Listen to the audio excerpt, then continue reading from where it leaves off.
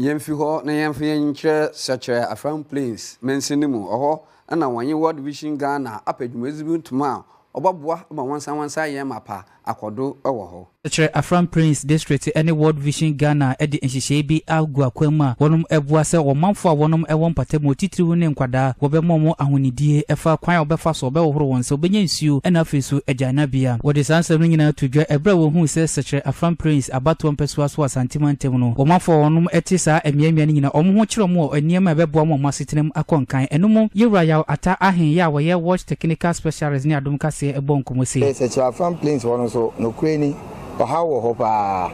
nipa wonya nsuo nom na wonya ahonidie papa na wone mmoa epre nsuo kakra wo ho no ho nsuo no so kra anye nsuo a etene anase safe enti ye ni se etini boa saafo no so na wonya nsuo ni ahonidie papa ebema watumi akọ school na awofo so etimi anya adwuma aye na aboa amamofra yedi etimi atumpon.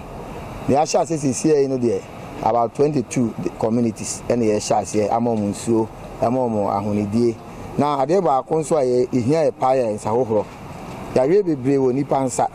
and this a ben or ben ultimate horn, sir, a Buama ultimate ball home by free, Yarawa Ahodo. Otwa so ni Adom Kasie bonko mo kire empempenso wonu makodini di ompeso mo ye ompatemo se de be ye omanfo ho no ho beto mo. Ye believe in the integrated approach. Enti so ahonidie ene ensawohoro water sanitation hygiene na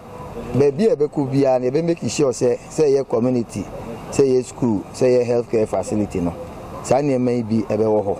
ama watumi enya ehonfa so yie enti ye wura ho no community bia obenya bi school bia benya bi na fi health